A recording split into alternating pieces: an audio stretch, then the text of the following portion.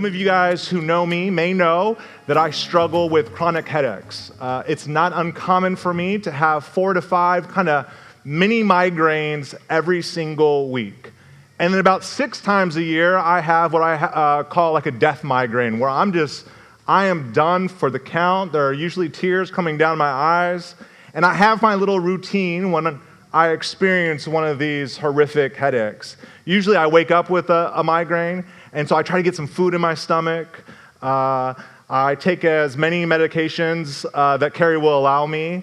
I put on essential oils, and the key, I'm not saying this is backed up scientifically, but in my mind, the key to getting this migraine gone is a Diet Dr. Pepper. Not a regular Dr. Pepper, but a Diet Dr. Pepper. You could just imagine me in a dark room under the covers just chugging down Diet Dr. Pepper. Again, not scientifically backed up. I'm not recommending that for anyone else today.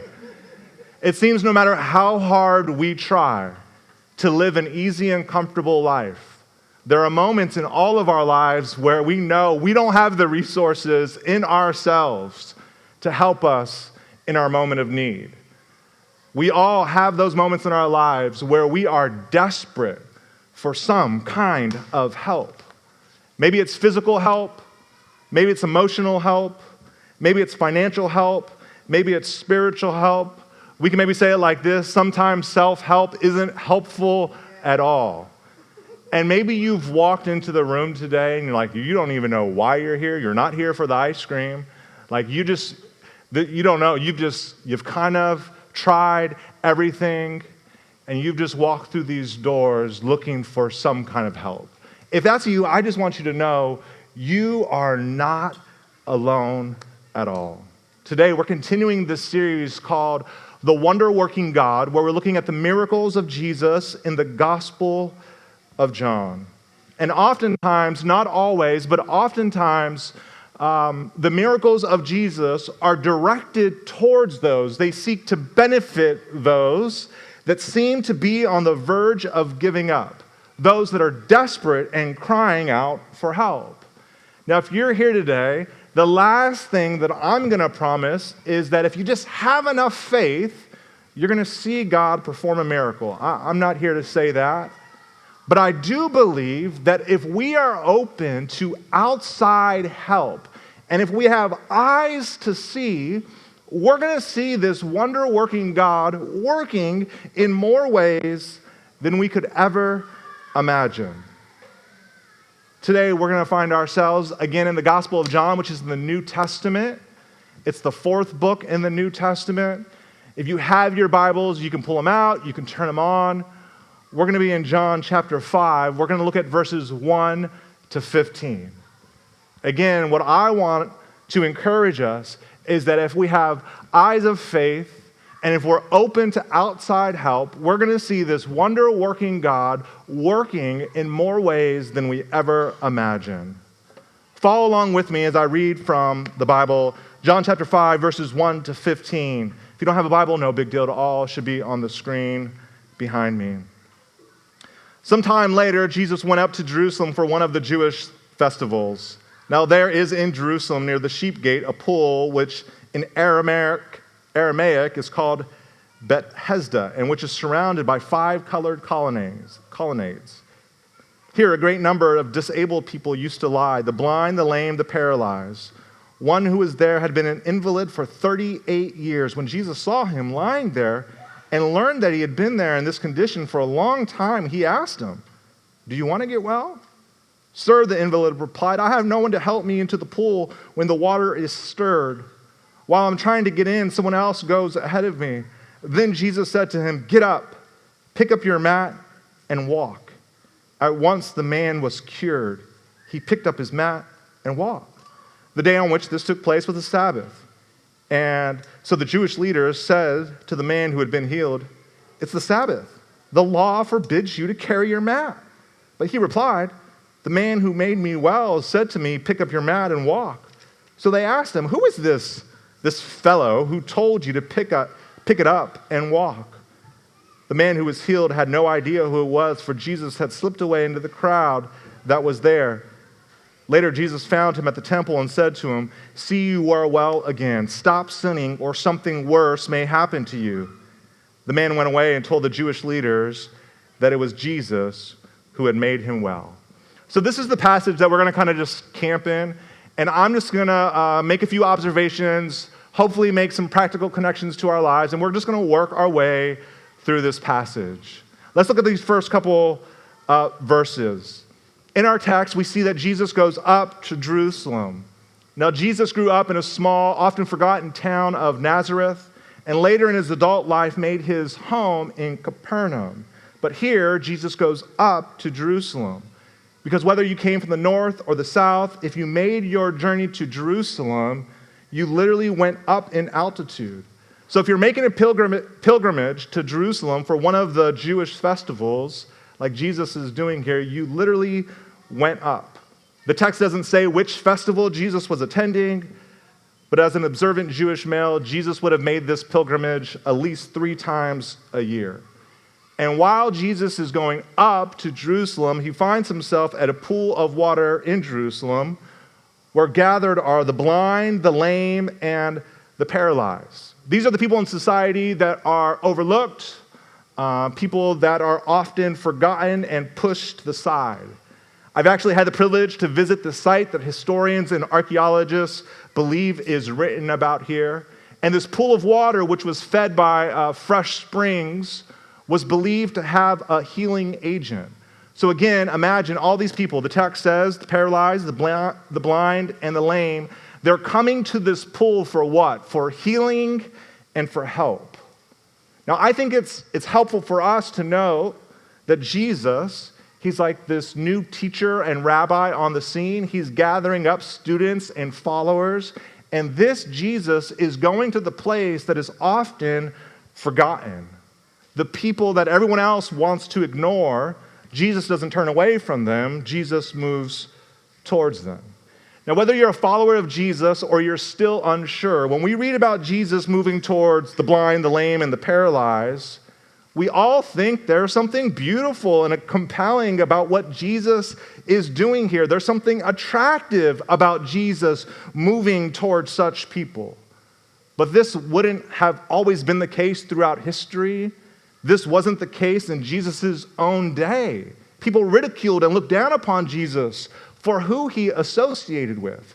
The reason we all think it's beautiful and compelling, whether you're a believer or you're not, is because Jesus has literally transformed the way we all think about compassion and mercy.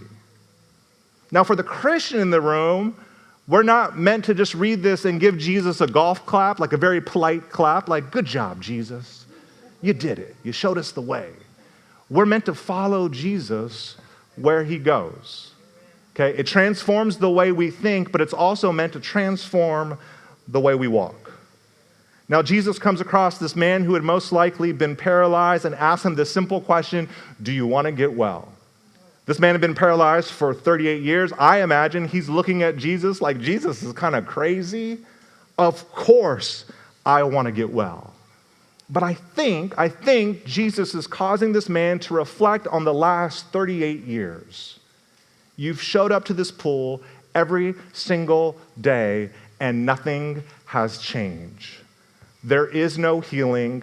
There is no help. Do you want to get well?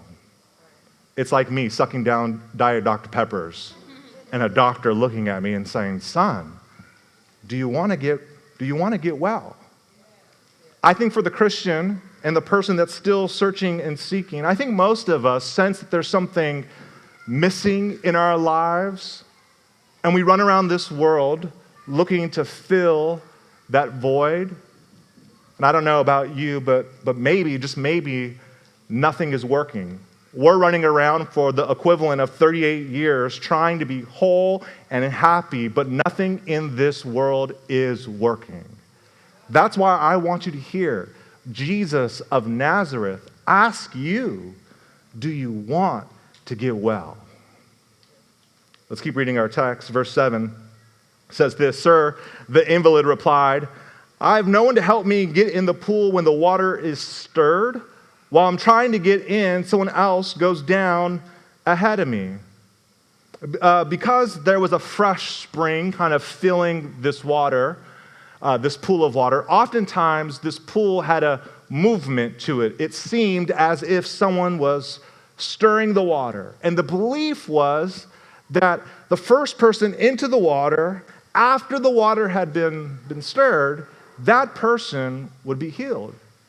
So Jesus asked them this very simple question: do you want to get well? And what does this man do? He kind of plays the blame game. Well, I don't have anybody to help me. Now, I don't think this is the main point of the passage, but I do think it's important for us to note that this man is all alone. He has no one to help him. It seems more and more people I engage with throughout the week share to me in kind of moments of confession and pain and frustration, really the heartbreak of living a lonely life. You guys might have seen the stats. 1 out of 3 Americans identify as lonely, or the headlines when the U.S. Surgeon General identified loneliness as a public health epidemic. Again, I don't know where you're at in your spiritual journey, but I know loneliness is not an option. Amen. Isolation never leads to flourishing. And I know building relationships at this stage in our lives, whether you're young 20s, you're in your 30s, 40s, or 50s, building relationships at this stage of our lives is hard. But I think with God's help and our effort, finding healthy community can literally change and transform our lives. I know people in this room today that you're sitting next to, people's lives who have been transformed because they open themselves up to the people in this community. So when you hear Jackie give an announcement, and we all know that when we give announcements, you guys all tune us out. Okay, we know that. Okay, nobody wants to give announcements every week. We draw straws, and Jackie drew the short straw this week. Okay?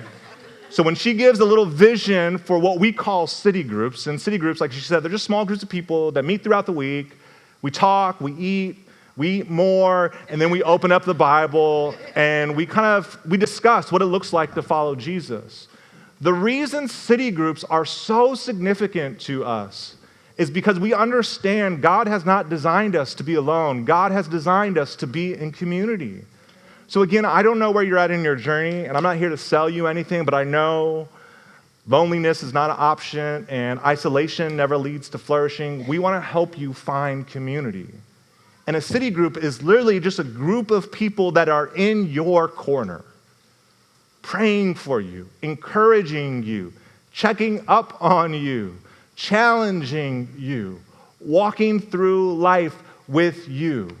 We all need community, and maybe this is a season of your life where God is calling you to be courageous, take that next step, and find those relationships. My prayer, my deepest prayer as the pastor of this church is that nobody in this room would ever have to say in their lives, I have nobody to help me, okay? We want to do everything we can as a church to make sure you got plenty of people that will show up for you. Let's keep reading our text. I'm just going to keep coming back to the text. Verse 8 says this: Then Jesus said to him, get up, pick up your mat, and walk. At once the man was cured. He picked up his mat and he walked. The day on which this took place was a Sabbath. And so the Jewish leaders said to the man who had been healed, it is the Sabbath. The law forbids you to carry your mat. But he replied, the man who made me well said to me, pick up your mat and walk. So they asked him, who is this fellow who told you to pick up your mat and walk? The man who was healed had no idea who it was, for Jesus had slipped away into the crowd that was there.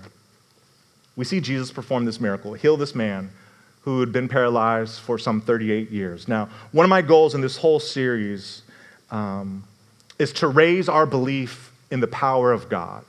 I really do believe that God is here, He's active, He's not dormant, He's not locked away in the spiritual realm, He's alive and He's working. I want us to have that kind of belief and conviction that He is willing to work in our marriages. He's willing to work in those private moments of our life that we don't want anybody else to know about. He's willing to work in our children's life and through our children's life. He's willing and able to work as we show up to our job every single day.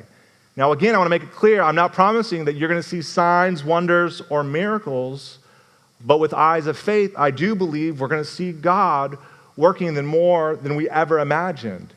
And here we see that power on display. This miracle demonstrates the power of Jesus. This miracle demonstrates the compassion of Jesus. This miracle pulls back the curtain and gives us a clear view of the divine identity of Jesus. But a couple weeks ago, we said we didn't want to be hyper-focused on the outcome of the miracle, that we miss out on what the miracle is pointing to. The miracle is always pointing to something better. 18 years ago, when I decided to propose to Carrie, my wife, she said yes, everybody. I pulled together all my nickels and dimes to buy the biggest ring possible. Now, because I didn't have that many nickels and dimes, this ring was pretty small. But I could tell a story. And so what I told her friends and her father and her mother and her sisters was, it's not about the ring. The ring just points to something better. The ring points to my love and my commitment to your... Don't be blinded by the ring. They didn't buy the story. They knew I was just poor. This miracle points to something better. It's a glimpse, a preview of a better day. What is this better day? It's a day when all of our burdens are lifted and all of our wounds are healed. This sermon is preaching and proclaiming something about not just what Jesus has done, but what Jesus will do in the future.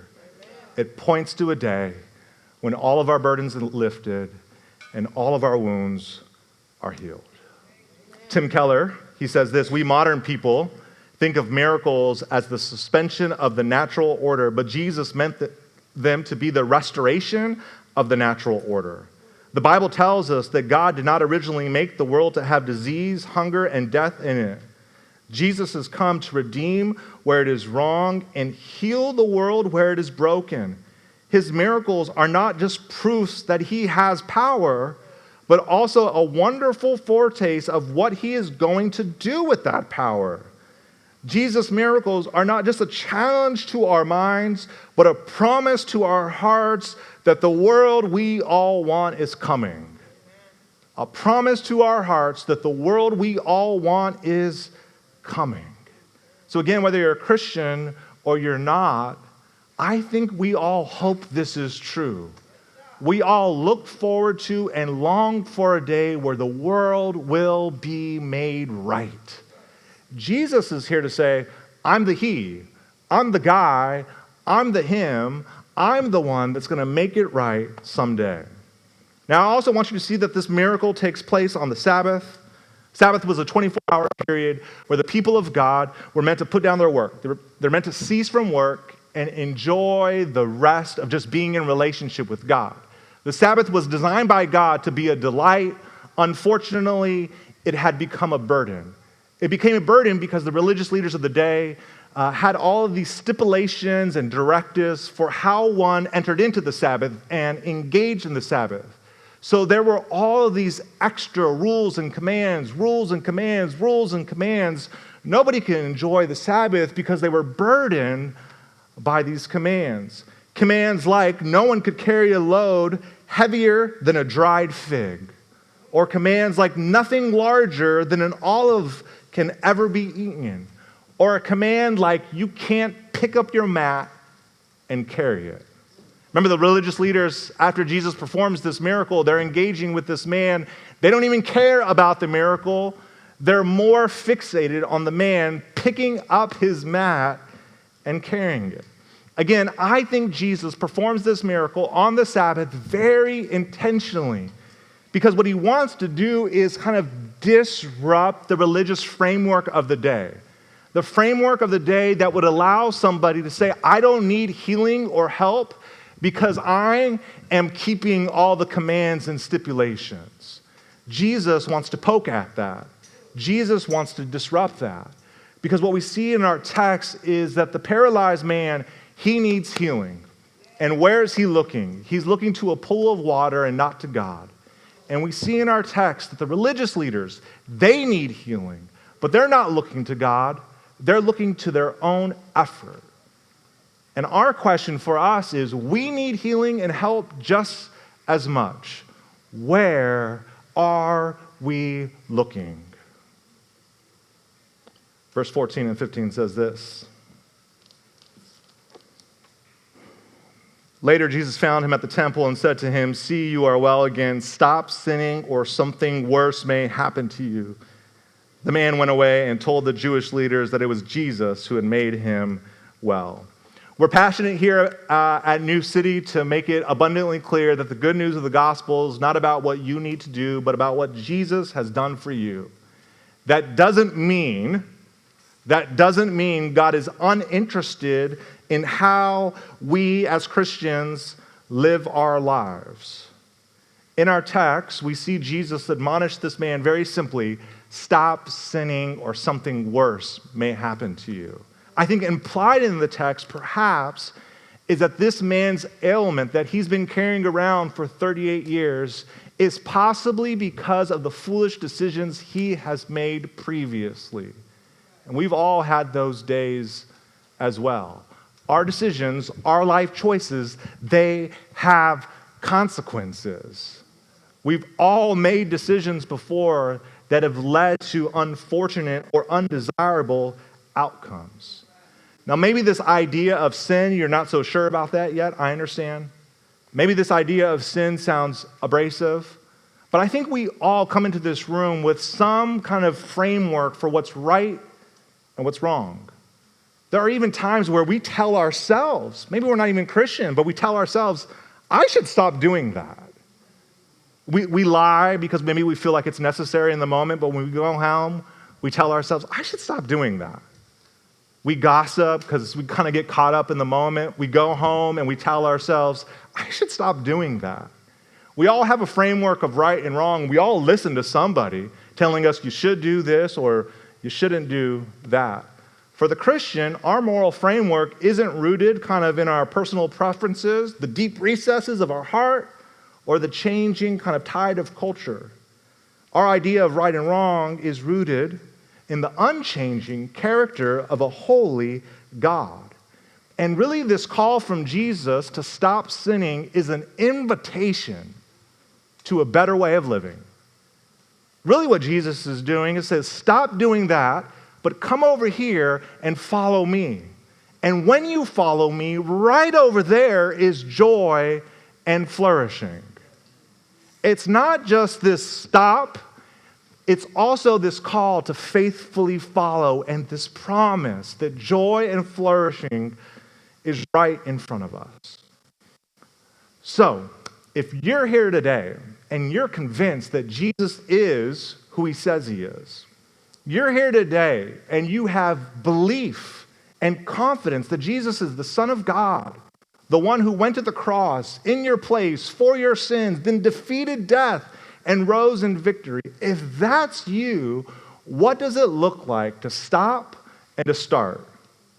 To stop doing this and to start following Jesus towards the joy-filled life.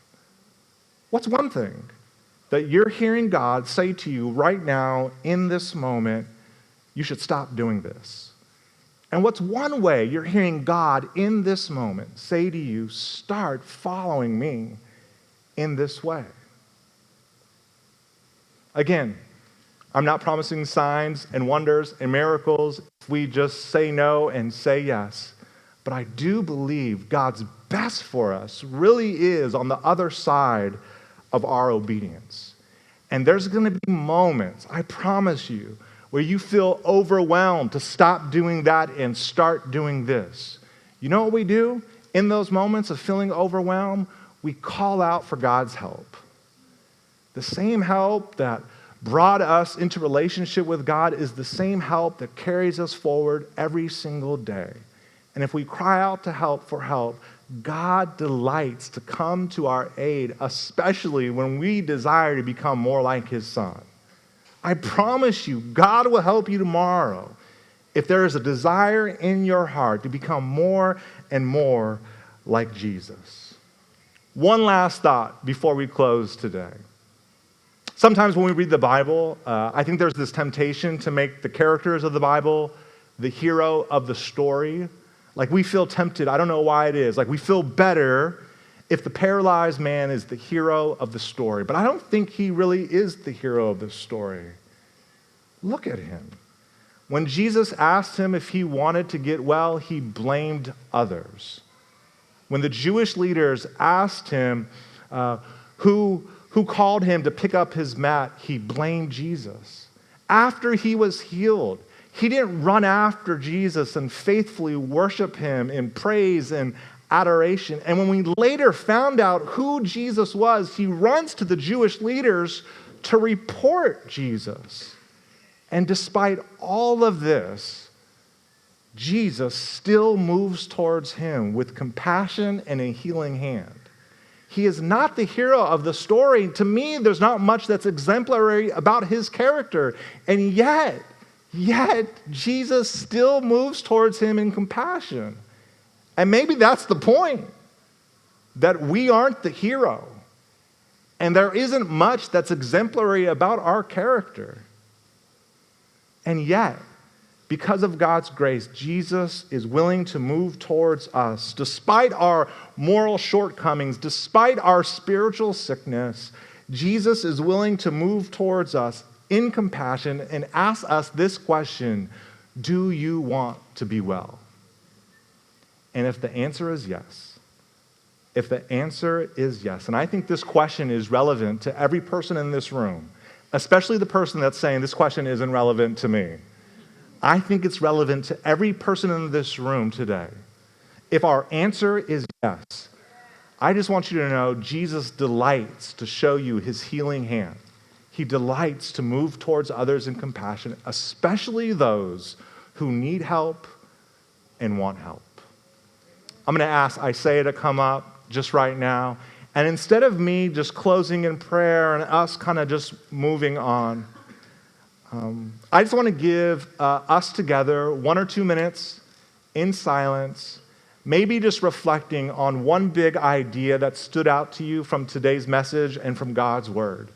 And maybe you would use this moment to simply pray in the quiet of your heart, pray to God about what it looks like for us to continue to faithfully follow him as we cry out for his help.